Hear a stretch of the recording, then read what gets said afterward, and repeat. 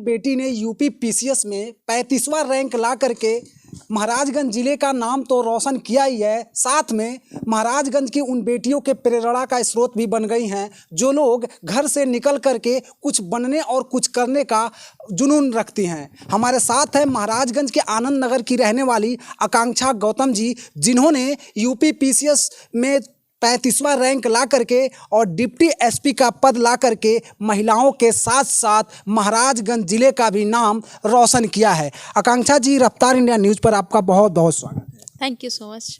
ये बताइए, आपका यूपी पीसीएस में चयन हुआ है, इसके लिए आप अपने सफलता का श्रेय सबसे पहले किसको दे रहे हैं? सबसे पहले तो मेरे माता पिता को इसका हम श्रेय देना चाहेंगे, क्योंकि उन्हीं लोगों ने मुझे इस डायरेक्शन में जाने के लिए मोटिवेट किया और हर स्टेज पे मेरा मोटिवेशन बने रहे। वो कॉन्स्टेंटली उन्होंने सपोर्ट किया, क्योंकि ये एक लंबा जर्नी था।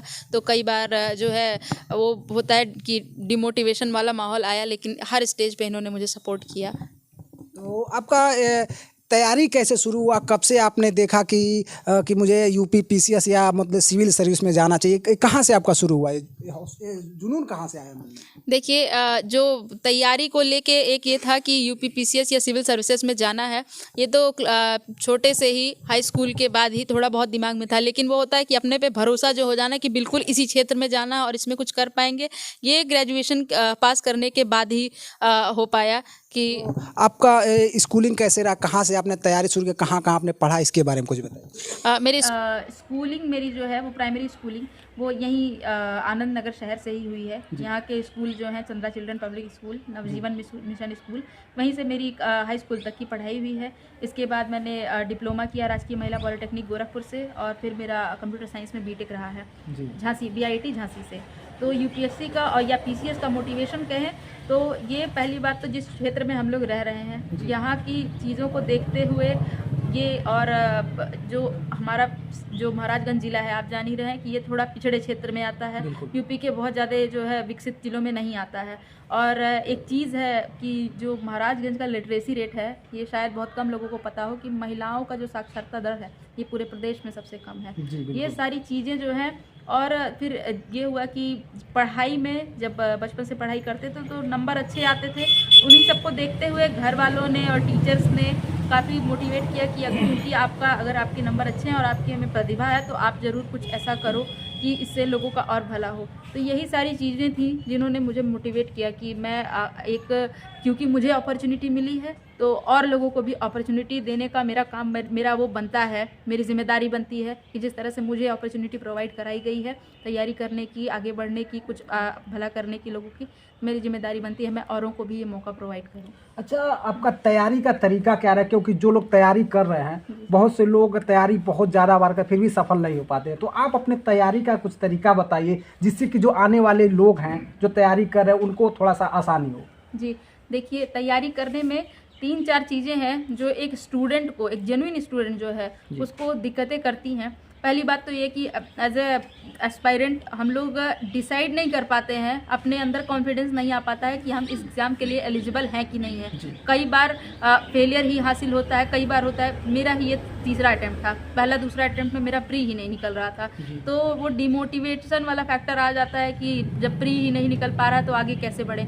और क्योंकि हम लोग जैसे पिछड़े क्षेत्र के छात्र हैं तो हम लोगों पे फाइनेंशियल कंस्ट्रेंट बहुत रहता है कि घर से पैसे मंगाएं कि ना मंगाएं, इतना समय ले रहे हैं, घर पे रिजल्ट नहीं दे पा रहे हैं, और हम लोगों को एक जो है रिसोर्स बनना चाहिए लेकिन सारे रिसोर्सेज हम लोग अपने ऊपर ही लगा ले रहे हैं। तो ये सारी बातें स्टूडेंट्स के दिमाग में आती हैं, इससे हम लोग क्या होते हैं, डाइवर्ट हो जाते हैं अपने गोल से। ये सारी चीज़ें क्या किया जाए कि ऐसा समय ही है, इतना कंपटीशन का टाइम है कि हम लोग सोचते हैं कि जल्दी से जल्दी रिजल्ट दिया जाए ताकि अच्छा, ये बताइए कि इस पे आपकी कोचिंग का क्या रोल रहा है, सेल्फ स्टडी का क्या रोल रहा है, किस तरह से आपका प्रक्रिया क्या है? देखिए, जब मैंने ग्रेजुएशन पास किया 2020 में, ग्रेजुएशन मेरा पास आउट है, तो उस टाइम हम कुछ 7-8 महीने के लिए घर बैठना पड़ गया था बिल्कुल से, तो पढ़ाई का फ्लो बिल्कुल टूट गया था। तो उस टाइम पे दिमाग में आया कि ठीक है, ऑनलाइन स्टडीज़ का ही सहारा लेते हैं, तो ऑनलाइन ही पढ़ाई करनी शुरू की और पीसीएस के डायरेक्शन में ही पहले हम वनडे एग्ज़ाम्स की तैयारी करते थे क्योंकि बेस बनाना मजबूत करना ज़्यादा ज़रूरी है।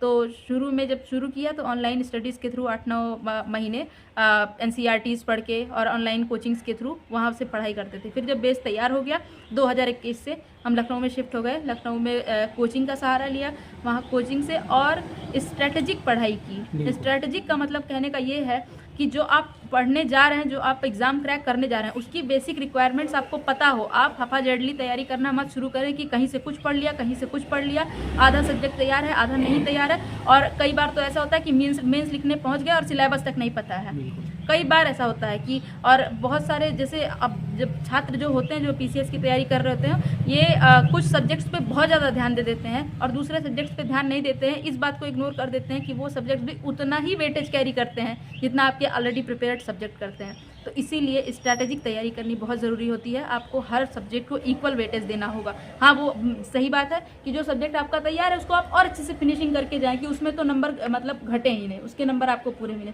लेकिन अगर आप रणनीति बना के तैयारी नहीं करेंगे तो जो आप कह रहे हैं कि बहुत समय लगता है और फेलियर हासिल होता है, डिमोटिवेशन होता है और लोगों को लगता है कि हम लायक नहीं हैं, ये सारी चीज़ें तभी आती हैं जब आप बिना स्ट्रैटेजी के तैयारी करते हैं। अच्छा, एक चीज़ और बताइए कि आपके तैयारी के दौरान कुछ संघर्ष ऐसा क्या रहा होगा कि जब आपका कभी ऐसा हुआ कि नहीं करने चाहिए या कुछ और करना चाहिए, ऐसा कभी आपको लगा? जी बिल्कुल, ये हमको लगता है कि हर कैंडिडेट की लाइफ में ये एक बार मोमेंट आता ही आता है, क्योंकि मेरा 2 बार प्री रुक गया और क्योंकि घर से बाहर में रह के तैयारी कर रहे थे तो दिमाग में ये आता था कि और साथ के दोस्तों का कहीं ना कहीं पोस्टिंग हो रहा था कि छोटी मोटी जॉब ही, लेकिन वो कहीं ना कहीं सेलेक्ट हो रहे थे वो लोग। तो उसकी वजह से लगता था कि वो लोग एटलीस्ट कहीं सेलेक्ट हो रहे हैं और हमारा तो कुछ ही नहीं हो रहा है। तो जो आप कह रहे हैं कि कभी कभी दिमाग में आया कि छोड़ देते हैं, जी बिल्कुल आया कि और इतनी बड़ी जर्नी अपने सिर पे ले ली है, इतना बड़ा लक्ष्य ले लिया, पता नहीं उस पर एलिजिबल हो पाएंगे कि नहीं, उसको फुलफिल कर पाएंगे कि नहीं। लेकिन ऐसे समय में हम सारे कैंडिडेट्स को यही कहना चाहेंगे कि अपनी हिम्मत नहीं छोड़ें और अपने से अगर अंदर से हिम्मत खत्म भी हो जाती है, अपने माता पिता से बात करें, जो भी आपके सगे संबंधी हैं, आपको जो बहुत सच्चे मित्र लगते हैं, अपने शिक्षक जो हैं उनसे बात करें।